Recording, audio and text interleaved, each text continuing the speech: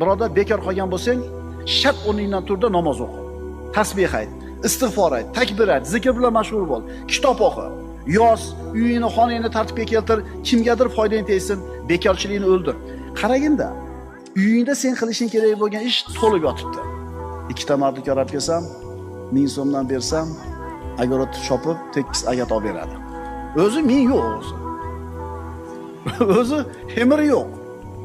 Qaraganda, uyingda sen qilishing kerak bo'lgan ish to'lib yotibdi. O tomni ichiga chiqqanda tartibga keltirish kerak.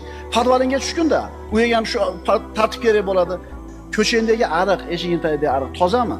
Daraxtlaring sen o'zing xohlagandek chiroyli suratdami? Birodarlar, musulmon odam bekarchi bo'lishi mumkin emas. O'tirmaysizmi, dada, sizga nima deysiz? Yo'q, u mehnat qilib o'rgangan, mehnat bilan o'zini tirik his qiladi, mehnat bilan o'zini baxtli his qiladi. O'shuning uchun ketvonda olib sekin daraxtlarni tayin chopayotgan, agarot to'rlayotgan, daraxtlarda putayotgan. To'g'rimi? O'shuning uchun mehnat qiladi qarilar. Tushundinglarmi endi ukalar?